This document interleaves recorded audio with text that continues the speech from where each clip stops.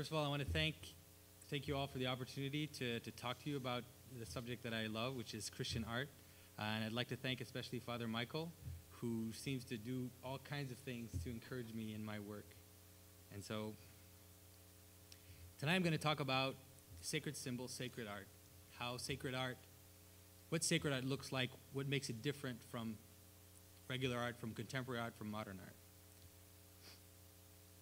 So 800 years ago, 1,000 years ago, if you'd walked into a church, any church, whether a church in Jerusalem, in Constantinople, in Rome, Alexandria, or Kiev, you might have felt an eerie connection. Entering the nave from the narthex, walking in and peering in east toward the sanctuary, then looking up at the walls, at the holy people depicted there, and mostly upon gazing on that universal image of Christ, you would be connecting to a common sacred language of art.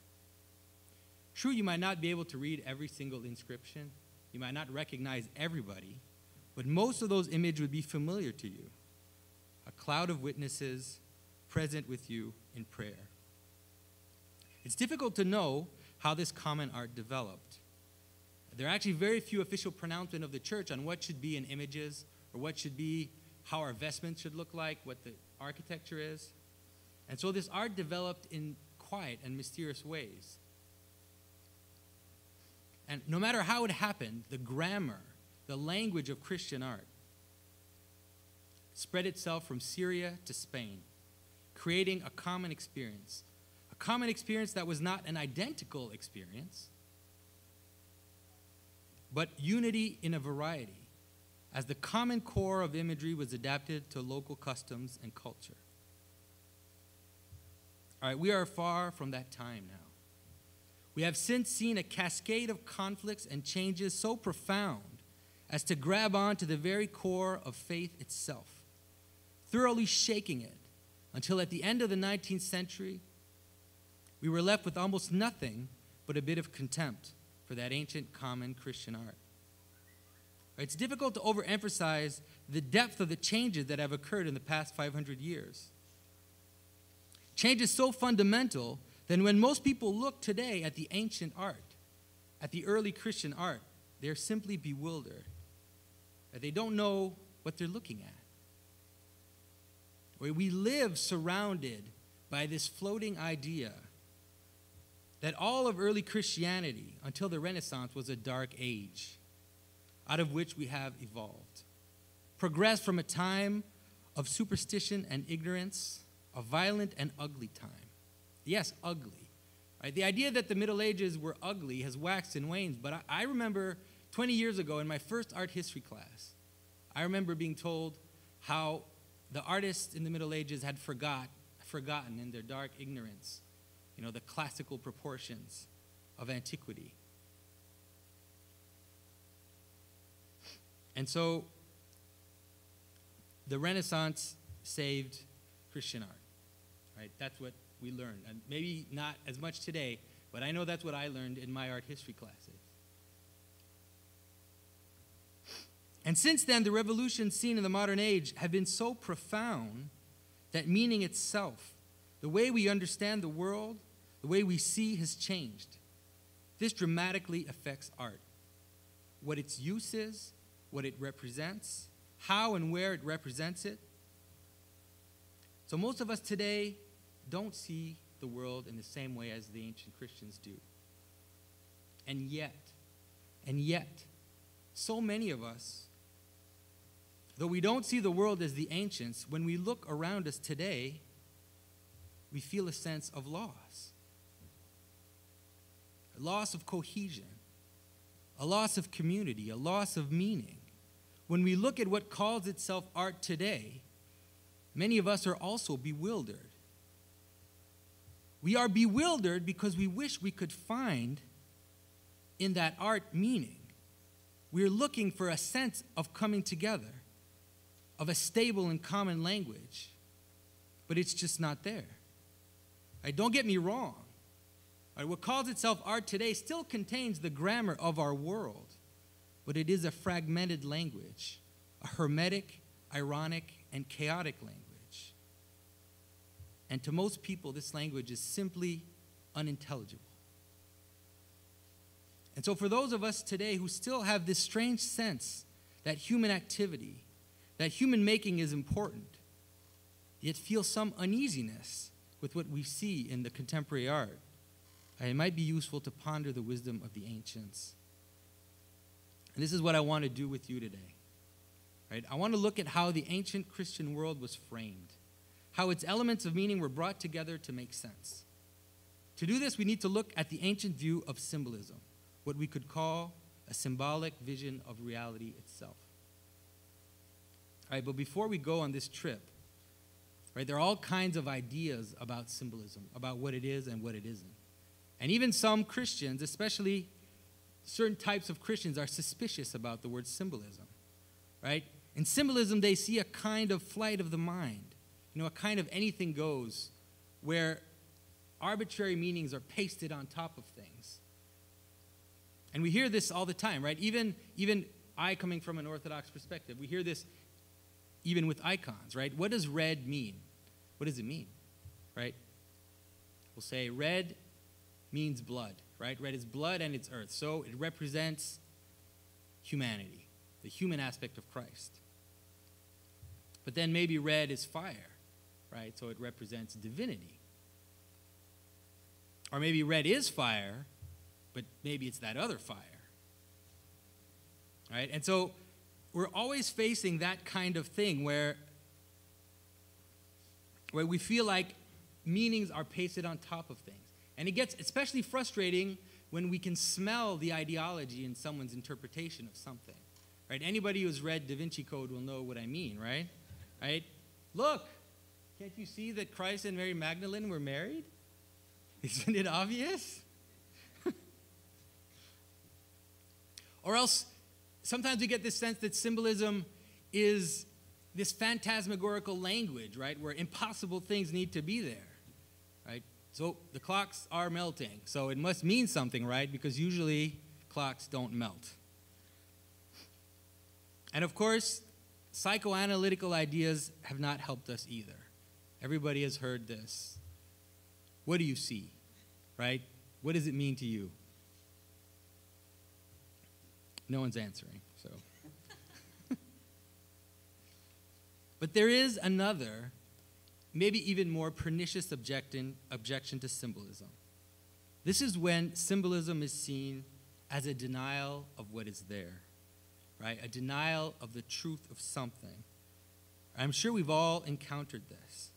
It's actually fascinating because in this view of symbolism, where meaning is a denial of factual truth, we will find the most conservative, Bible Belt type person and the most progressive post-Christian type acting like two sides of a single coin. And so let's flip the coin. Tails, right? Fundamentalist. The story of Moses is the story of Moses, right? It talks about what Moses did, what God did. Right? Don't tell me that Moses in the basket on the river means something, right? It can't mean something, or else it wouldn't be true, right? It wouldn't have happened. If you turn the coin again, heads, progressive. We can see in the story of Moses that there are structures, right? We know that Sargon of Akkad, Cyrus the Great, even Romulus were put in a basket on water to later become the leader of their people. So, right, it can't be true, right? It's a myth. It can't be true because it has meaning. And of course, I'm presenting the extremes to make a point, but I'm sure everybody here has met the grizzled fighters from both sides of this meaning war. And it seems like in the media, we always hear these two extremes, sadly. But these two positions, one denying symbolic meaning in the name of truth or factuality, and another denying all factuality in the name of structure and symbolism that we see in the stories, are really essentially the same. They are both a dividing of fact and meaning, a split of mind and body, heads and tails, art versus science. But the problem is that factuality, the world out there is a funny thing. The world is composed of an infinity of details, a stream of flowing events. And in some ways, Heraclitus was right. The world around us is a flowing river. So what makes us cut into that? What makes us cut into the flow and pick out a few specifics out of the myriad of floating factoids around us? Right? I could write a 100-page essay on my big toe. Right? I could describe every crease, every pore, every hair. And then I could describe every single change of my big toe from my birth until today. So in fact, I could write a 1,000-page book on my big toe. Right? But I don't do that. Right? I don't do that because it's meaningless. Because it doesn't matter. As human beings, we separate out and pull together elements from the fleeting world and engage with them to the extent that they are meaningful, to the extent that they express at least something in common with other images, other stories that are important. It is, in fact, pure madness to suggest a story would not be true because we see in it some structure, something in common, some contrast with other stories. Right? That commonality with other stories is the very reason we noticed it in the first place. Right? Why we noticed a particular person rather than all the cloud of people next to him doing a million things and having nothing noticeable about them. And so just before I continue on this, I want to give everybody a permission tonight. This is especially true for people who are still in college, because we get a lot of this.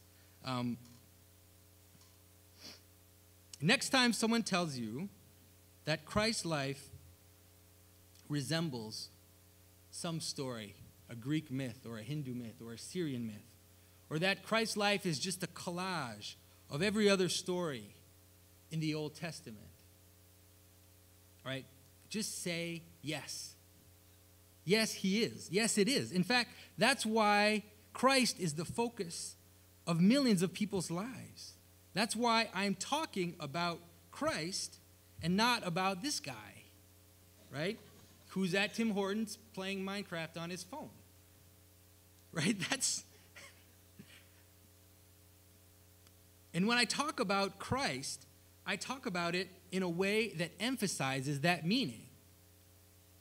Right? I am not interested in a book detailing the length of his tunic or discussions among the apostles about who was going to carry who while they're walking.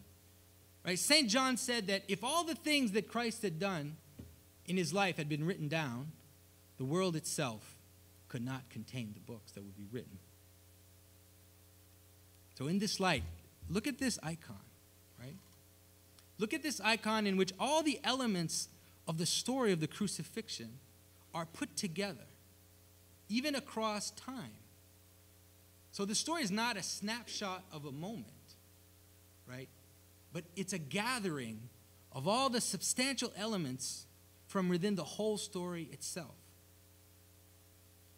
Right, now notice the difference between this icon and this painting by the Dutch painter Karel van Mander. Right, the crucifixion is a small detail in a complicated composition. Right, the central, most visible space is held by a vendor, right here, who's selling food to a young man.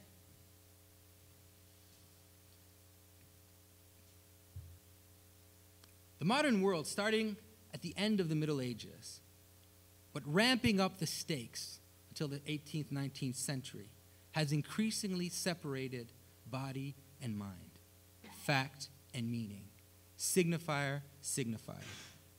But if we look back at the ancients, we will find something much different. Right? Interestingly enough, the word symbol itself, the Greek word from which it is derived, means a coming together. right? Literally, it means to throw together, right? But that's just Greeks being dramatic, so don't worry about that. In the Bible, the word symbol is often used to describe the meeting of people, two people meeting on a road, or a discussion, a conferring together. And so this coming together can also be a type of laboratory, a place where these diverse things are looking to sort things out, to find the heart of the matter. But we still use that meaning today. Or for example, what we call the symbol of the apostles. What is that? It's the creed, in which all the basic elements of the Christian faith are pointed out. They're pointed out from the thousands of things that Christians can and do believe. And they're pulled into one place, in an image, in a token of our faith and of the church. And so the symbol in a traditional vision is a sign, right? That's how we're used to thinking of symbols, right? We're used to thinking of symbols as signs. The green light, the little figure on the lavatory door. But in this sense, the symbol is a sign only in that it is an actual manifestation of what the sign points to. Right? And that is what I'm suggesting to you today, that this type of symbolism is really the ancient vision of symbolism, the ancient vision of how meaning exists in the world. Right? In the Bible, there is a very beautiful use of the word symbol. Right? It's in a text in the Gospel of St. Luke, Luke 2:19. After all the events of the birth of Christ, it says, upon hearing the stories of the shepherds, Mary gathered all these things, gathered all these things, pondering them in her heart. So the word ponder, that we translate ponder, is symbol. Right? It's actually symbolo. It's the verb form. So she is gathering and bringing together, symbolizing in her heart, in her center, all of these things. And so really, if I was going to give you one definition of what Christian symbolism is, that would be it right there. Gathering what is around us, picking out what is meaningful, right? Taking from the matter, the facts, the raw events, separating out and picking out from all that potential what is meaningful and bringing all together within the heart to create coherence, to create a story or an image. All right, there are some church fathers, really starting in the Gospel of St. John itself, where beyond storytelling and commentary gives us the view of reality itself, right? Not in a scientific vision, but in a metaphysical one. How man, language, creation all come together in relating to the divine. Right? One of these church fathers is called St. Maximus the Confessor. Right? He's a bit less known in the West, but in the Orthodox Church, he is one of the main proponents. He's one of the main thinkers about what it is, what does the Christian world look like. And for anybody here who's interested in art or symbolism or meaning, I would urge you to look into St. Maximus's writings. They're really some of the most profound things written in the history of Christianity. Right? St. Maximus, in his writings, expands greatly on the notion of logos, right? The Word, at the beginning of St. John's Gospel. In the beginning was the Word, and the Word was with God, and the Word was God. That notion of logos, before St. John used it, had a very, very charged meaning. It had a long history with the Greek philosophers, with the Roman philosophers. It meant spoken word, of course, right, in the most common sense, right, in the sense of God said, let there be light, like just spoken word. But it also meant reason. Reason in both the ways we use the word today. That is, reason as the origin, the purpose, and the goal, right? The reason I cut my hair is my new job. But I don't have to do that because I'm an artist. So The Logos is the origin, the purpose, and the goal of all things, right? That's what we believe as Christians. We can say that. Christ is the origin, the purpose, and the goal of all things. But in the ancient meaning of Logos, it also contained the other way we use the word reason. That is, reason as the source of logic, right? Reason as the source of reasoning. We still see the word Logos in our word logic. But here we have to see it in the sense of the middle, right? Imagine reason as a balance. Logos as the mediator of divisions, the mediator of opposites, that which brings together, but also that which separates. Right? This might seem like a paradox, right? That which brings together, but also that which separates. But really, it's not complicated. It's actually quite obvious. Think about a mediator in the strict sense, right? In the most common sense. Imagine a fight in a couple, right? What does a mediator do? The mediator stands between, both to separate, so they don't rip each other's faces off, but also to bring them together, to ultimately find a common ground. And for Christians, in the case of Christ, the mediator himself is the common ground. To understand that the Logos, the Word of God, that which separated heaven and earth in the beginning, is also that which united heaven and earth in Christ, is crucial to all of Christian symbolism and to a Christian vision of reality itself. That is why St. Paul can tell us that God was in Christ reconciling the world to himself, right? Uniting on a vertical level. And on the horizontal level, there are countless examples of Christ uniting. One of the examples is in the conflict between the Jews and the Gentiles, for example. St. Paul tells us that he, Christ, is our peace, who has made the two groups one, the Jews and the Gentiles brought together to be one. His purpose was to create in himself one new humanity out of the two, thus making peace, and in one body to reconcile both of them to God through the cross. So we can see both movements in that verse, right? Uniting the Jews and the Gentiles, and then reconciling up to God, the vertical and the horizontal. That is the cross. So Christ is peace. But the same Logos, the same Word of God, is said in the Epistle of the Hebrews to be sharper than a two-edged sword. It penetrates even to dividing soul and spirit, joint and marrow.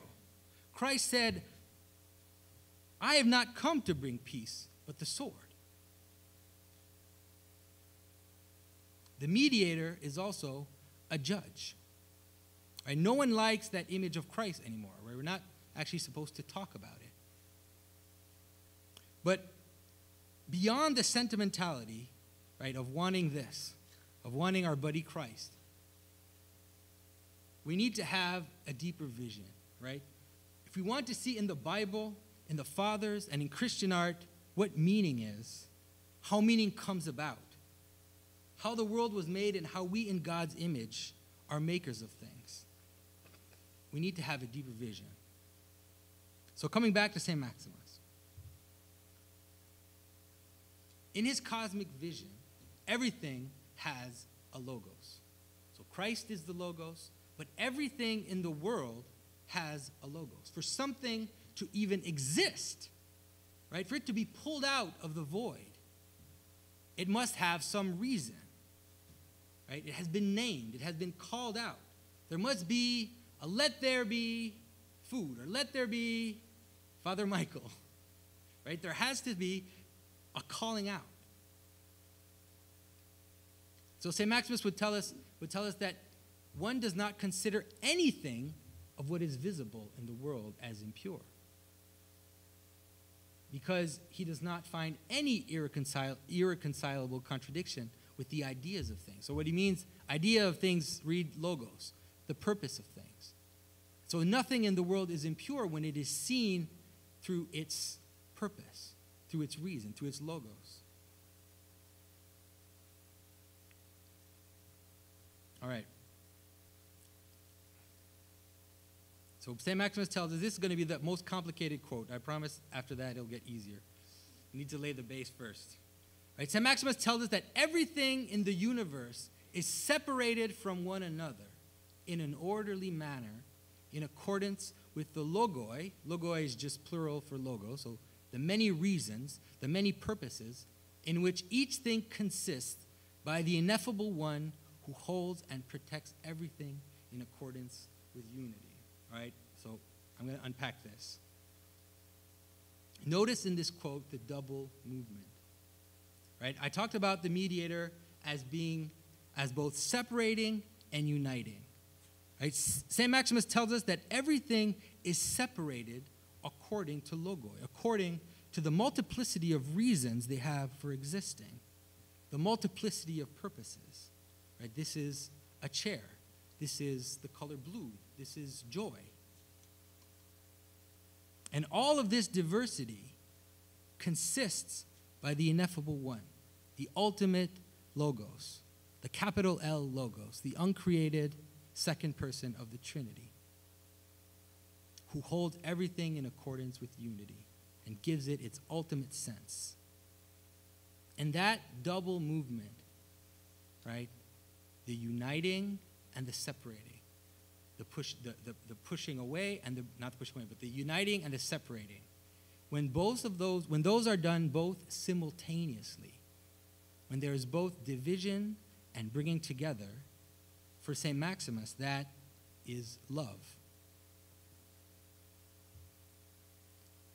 Love is when I give myself to another completely, utterly, without dissolving into that other, without the other dissolving into me.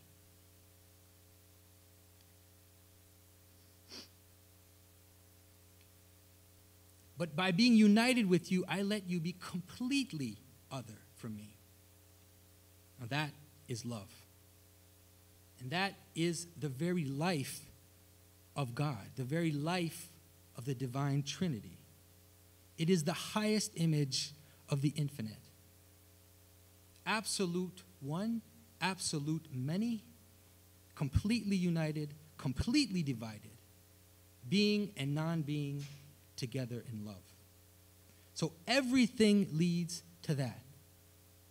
All our vision of what and how things are meaningful as Christians originate in that love. All right? Okay, I've gone as high as I'm going to go, right? I'm not going higher than the Trinity. So we're going to come back down now. We need to land on both feet. Okay? We started this with art, and so we're going to come back to art. I want to talk about art, and I want to talk about it using an icon. The icon of Christ. Looking at this icon will help us see the process of symbolism more closely. It'll show us by an example how it works and how meaning appears. Now, this is, of course, a famous image of Christ, right? It's probably the most famous image of Christ in the world right now. Right? It's one of the first panel icons we have from the 6th century, and it's in Egypt at the monastery of St. Catherine's. Right? It's an image of Christ as Pantocrator, which means Christ as the ruler of all things. It's Christ at the end, right? It's Christ as he is returning, when all things are resolved, when everything has come to its end. Right? I'm sure that everybody has noticed something off about this icon. Right? Look at the eyes. Christ's right eye is looking straight, and his left eye is looking away and down. Right? Some people think this is a mistake, right? And sometimes you see artists reproduce this image and they fix it. But although this these different eyes is not in every single icon. I want to show you something. Here's a mosaic from Constantinople from the 13th century, 700 years later. Right, look at the eyes. And here, this is the drawing for a dome that was done last year in California.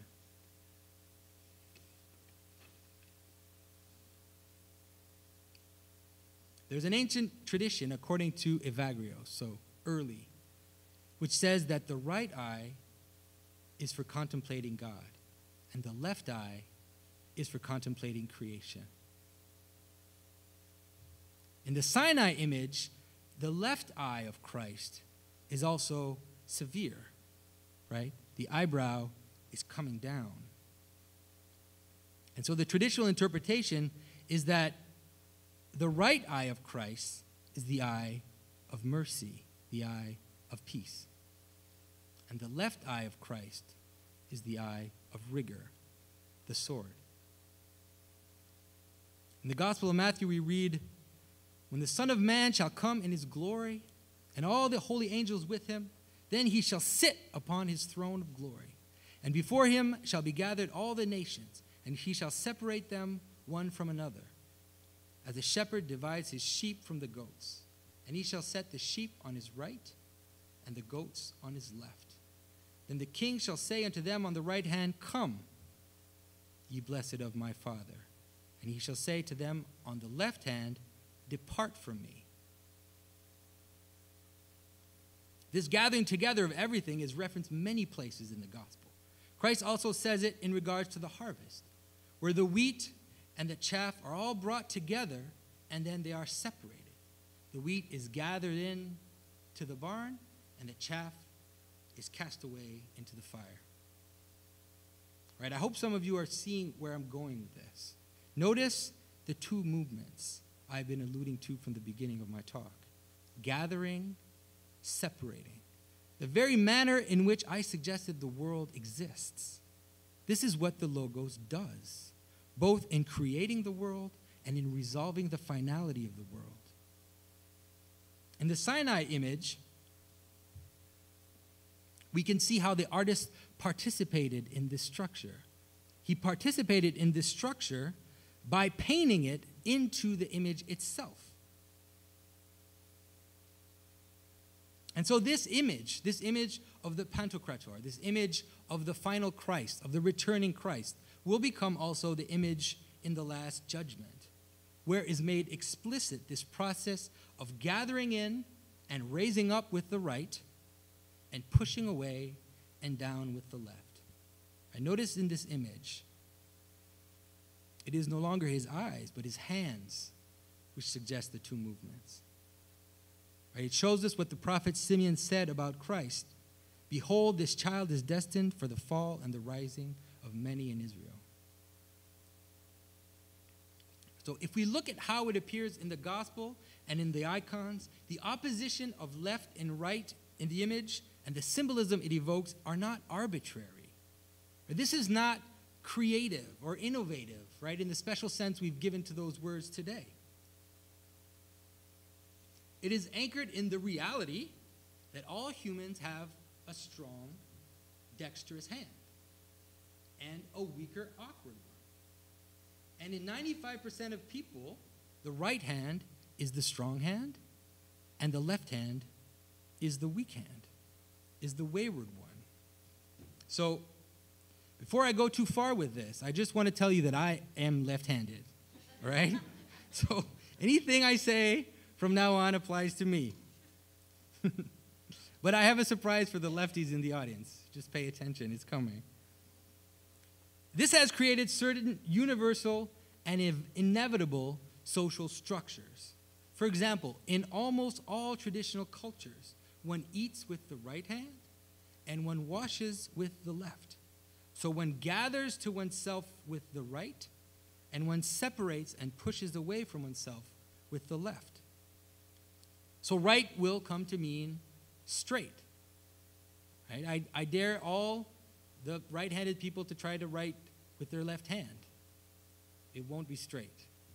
Right will come to mean straight. Right? That's the ortho, the ortho of orthodoxy, or orthodontist, right? Making teeth straight. In French, it's very explicit. Droit means both right and straight. And so left will mean crooked. Also multiple, in the sense of divided. Right will be wise, and left will be foolish. In the Bible, in the book of Ecclesiastes, it says, the heart of the wise inclines to the right, but the heart of the fool to the left. But Christ, right? Christ, the Logos, is the mediator of opposites, right? So where is his heart? Look again at the eyes now. Right? Being in the middle, Christ has both, the straight and the crooked. All right, and this will go further than you can imagine. There is a much later tradition which says that when Christ was on the cross, his left foot was twisted when it was nailed down. And you can see that in some icons. All right, look at the knee. Look at how the knees face to the right, but the foot is twisted to the left. Now, this is one of my carvings, but it's based on the ancient models. So this structure of left and right will multiply itself in traditional Christian imagery. It will form a part of the worldview, the underlying mesh, the web which holds meaning together. Right? And so in the crucifixion, the good thief who recognized Christ will be placed on the right. The bad thief who mocked him will be placed on the left. And this will become the most widely accepted explanation for the Russian three-barred cross, the cross where the footrest is slanted. Right? You can see that in this image, like a balance, with the right side going up and the left going down.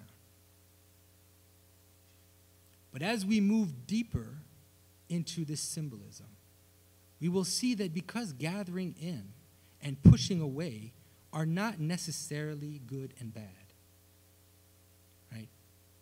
The meaning will become far more encompassing, and this will elevate Christian symbolism beyond moral duality.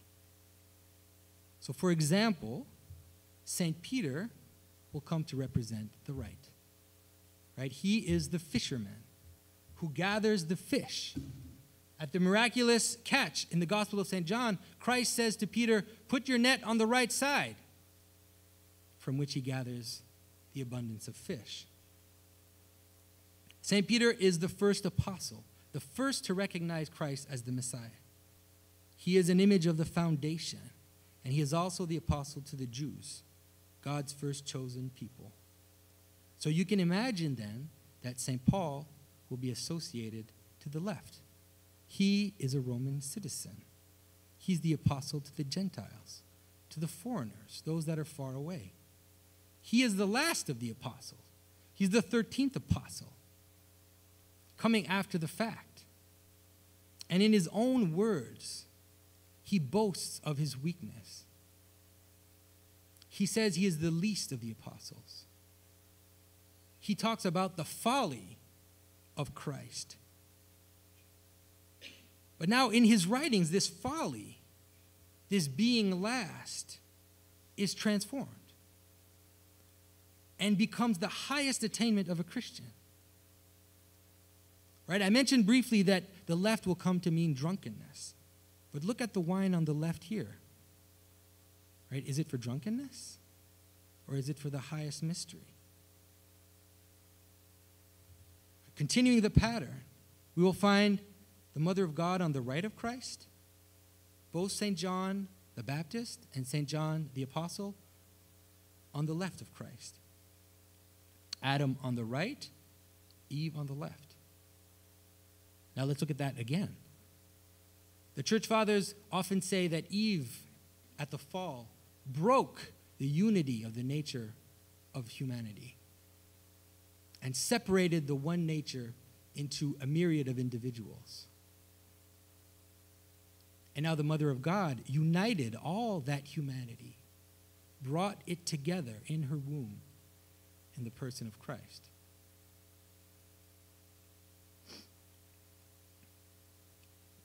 And now look down at the balance, at the scale, on the same axis as Christ and the cross, the mediator of opposites. And it is extremely important to understand that this structure is not just a good, bad structure. St. Maximus, who we've been looking at, he'll be our guide through this, talks about the sins of the right hand. Now, what do you think those are? He tells us that the passions of the flesh may be described as belonging to the left, self-conceit as belonging to the right hand. So now we can see this gathering in to oneself. We can see how this can become dangerous as well.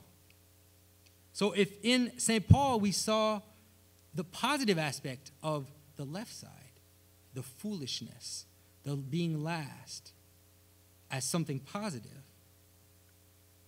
in St. Peter we might be able to see the opposite, the negative aspects of the right hand, right?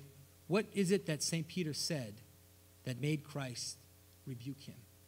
That made Christ tell him, "Get behind me, Satan"? St. Peter said that Christ would not die. St. Peter said he would never deny Christ, right? Those are the sins of the right hand.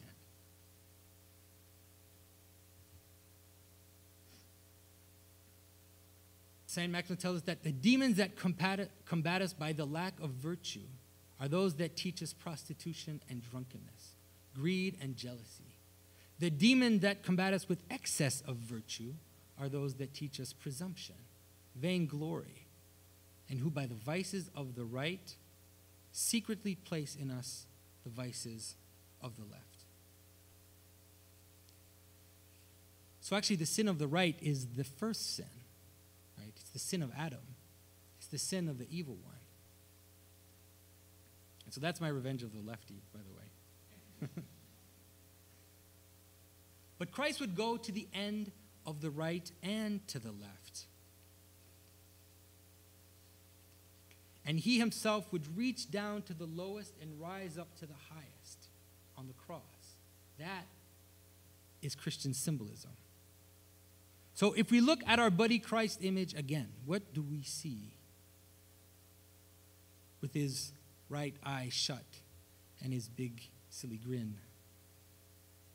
Christ is in the middle. This is not an image of Christ. It's just a fool. Once you begin to look at this structure, right, this particular structure of left and right, or the numerous other structures which create the symbolic web of sacred stories. There are many, many other of these. This is just one. You can spend your entire life meditating on the subtlety and the complexity and the reversions in this. But coming to this symbolism is coming to the structure of reality itself, right? It is not literary. It is not a type of flight of the mind, right? It is not the anything goes which critics of symbolism will evoke. There is no copyright on this symbolism. Nobody can claim it. And if it is somehow constructed in the images and the art, it is only so that we can dive deeper into the mysteries of creation and the mysteries of God. How, as St. Paul tells us, God's invisible attributes are clearly seen, being understood by the things that are made, even his eternal power and Godhead. So what is Christian art? I would like to suggest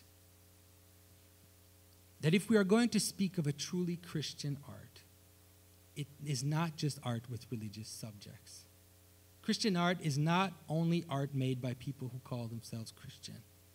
Christian art is that art which imitates and participates in the logos, in the separating and orderly gathering of elements and gathering towards a purpose. Right? Christian art does not just point to a polemical moral meaning. but is embedded with a rich, complex, and powerful structure, which lead us deeper into the mysteries of God. And I am a liturgical artist in the Orthodox tradition. And in an Orthodox frame of worship, the paintings, the architecture, the music, the vestments, everything refers to each other. They explain and exemplify each other. Their shapes, their forms, their narratives, their structures, and it creates a cosmic web of analogies. And that web culminates into Christ in the dome. They culminate into that moment of communion, into the very reason why we are there in that church. And I know this is painful for artists often to hear, but the language of contemporary art and of contemporary culture is there to do the very opposite of this. Contemporary art is an explosion of thousands of personal artistic processes in languages each more broken and hermetic than the other. Where is the symbol? Where is the coming together? Right? Gone is the mysterious unity that I spoke of at the outset, of an art that connects Syria to Russia, to Italy, to Spain. You see, the language of contemporary art has its own logos, in a way, right? Maybe it's more of an anti-logos. But still, there is an ironic coherence in the language used. So it has a force by which the content and the intent in the art are united to the language used to express them. All right, in early modern art, we had a language that was revolutionary, that was there to break the old traditions, that was there to destroy the Christian heritage that had been there before, right? It was an art coming at the beginning of the century where Europe was poised on 2 world wars. And contemporary art, in the wake of that revolution, is no longer revolutionary. It is rather decomposing, fragmenting. Contemporary art, from the highest gallery art to the blockbuster Hollywood movie, is interested in the banal, the contradictory, the grotesque, the transgressive. It is full of irony and deflation, sentimentality, exaggeration, and at this point, I am not even criticizing it. That is what contemporary art is, right?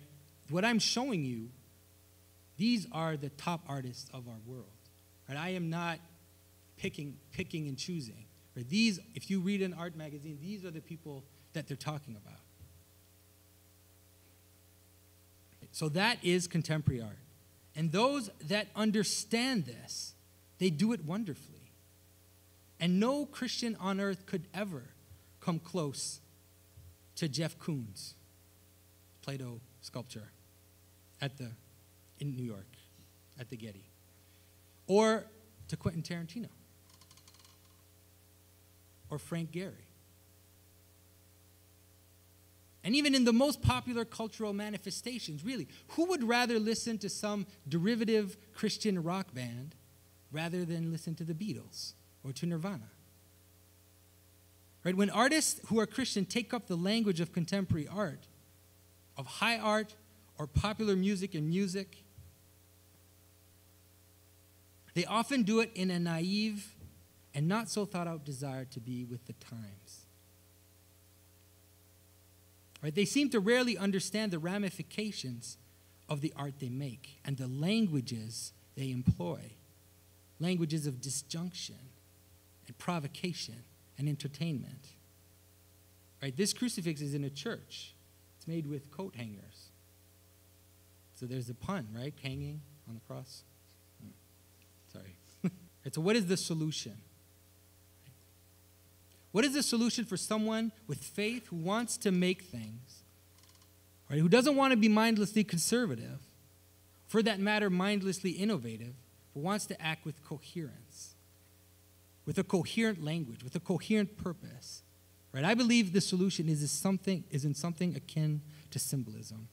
The solution is what I have described as the process of symbolism to be since the beginning of this talk, right? The ancient notion of art, the word art itself means fitting together. That's what it means.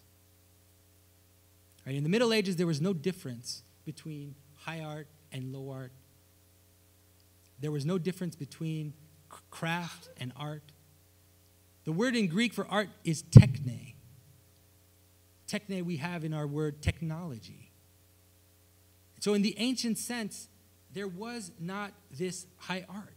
There was as much an art of painting as an art of poetry, architecture, making beer, anything that was pulling things together and making. You see, as the modern world separated body and mind, it also separated art and technology, high art and low art.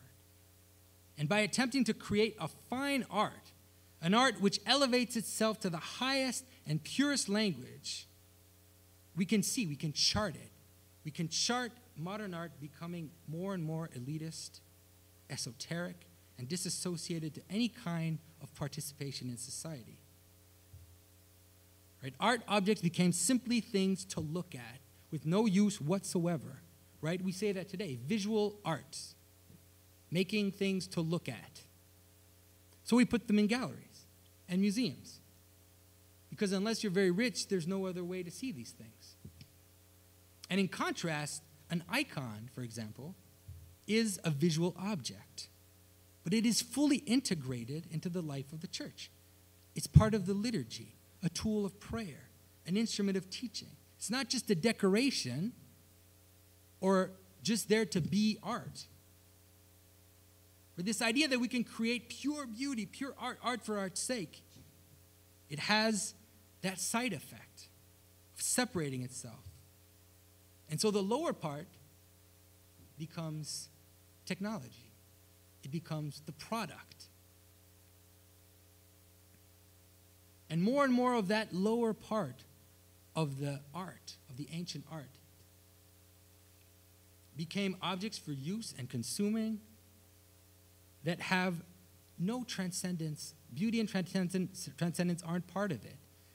And if we try to make them beautiful, it's only so that people will buy them and consume them. But Christian art should be incarnational. That is, uniting the highest with the lowest.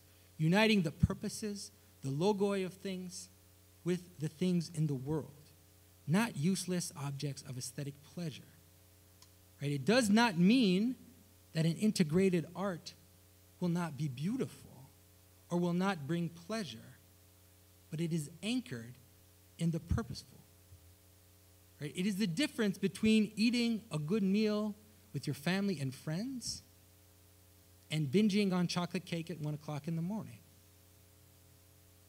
And if we can recapture this ancient vision of art, an art that is purposeful, the first thing it'll do is give us artists a bit more humility, right? It will pull us in from our sins of the right hand. And we can no longer be the genius artists that all adore. It would also mean that we will act with purpose. And these purposes will rein in our wild left hand. So we will avoid the excesses of unbridled expression and provocation and irony. All right, let's be careful, though. When I say purpose, I don't mean purpose in convincing, like an advertisement or some bad Christian movie, right? What do I mean by purpose, right? My last point, let's look at this. Is it possible to find the purpose of modern art? Right? Is it possible to convert it? St. Maximus tells us that, all right, let's do this way. Right, okay. In modern and contemporary art, we have two extremes. All right, there's many extremes, but we can frame it this way. One of the extremes is simplifying, abstracting, right? Let's say the right hand, right? And on the other hand, there's an extreme in multiplying, in mixing, in irony. Let's call that the left hand. But what if we ask ourselves, what is the purpose of these two tendencies? Right? If we believe what St. Maximus said, but if we believe that, as he says, many things which are good in themselves are not good because of the motive for which they are done. So can we find the original purpose? Why would we simplify things? Is it not to emphasize the purity, the simplicity, the oneness? We could say that in reducing the noise, simplicity wants to get to the essence, right? It is that gathering in of the right hand. We can use this as artists, trying to cut to the basics, right? It can warn us of the dangers when meanings are lost in excess of ornament, excess of color, excess of composition.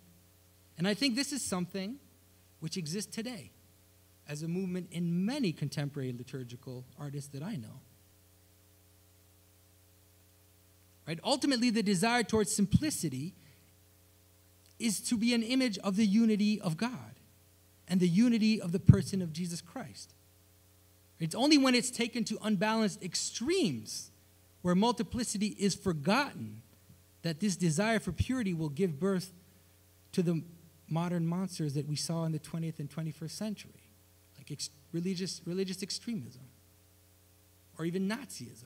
Right? What is Nazism but the desire for purity, to cut off the margins? It's only that in this case we're talking about people.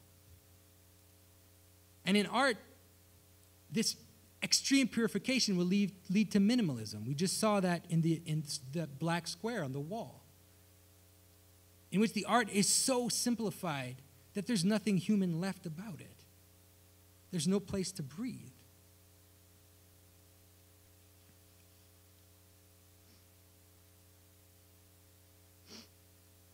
All right. So back to the left hand.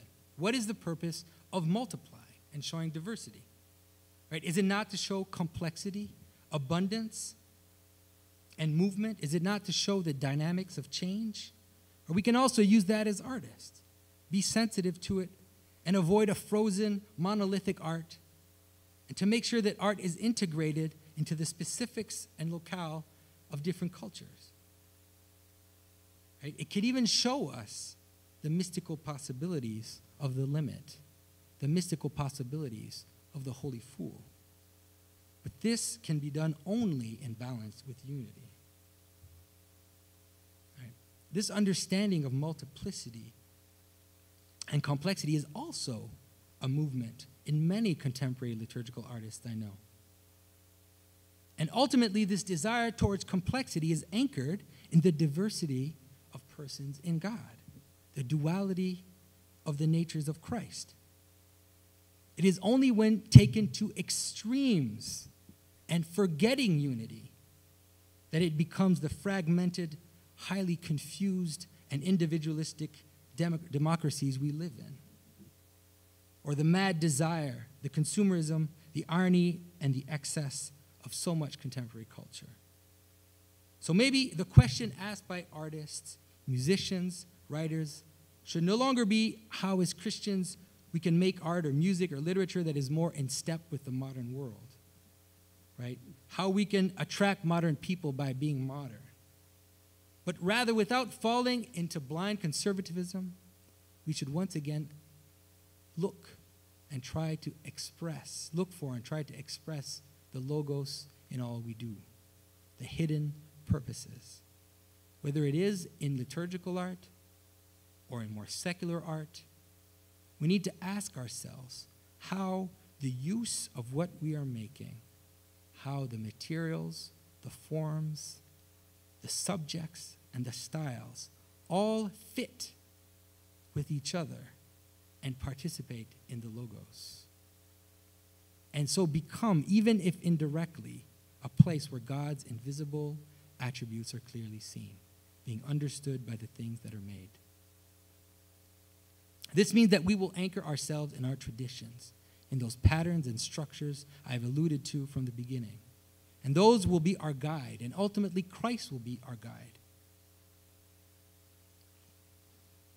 To pull out of contemporary art, to pull out of contemporary culture those things which fit. And so that's my vision for you today, right? That is the path that I have set for myself in my own art, right? And so I hope, if it might seem too extreme, too crazy to some, or maybe too conservative to others, I will have provoked a process of thought, which hopefully will bring a balance of how the Church of Christ relates to art, the art we make, and the art we see. Thank you.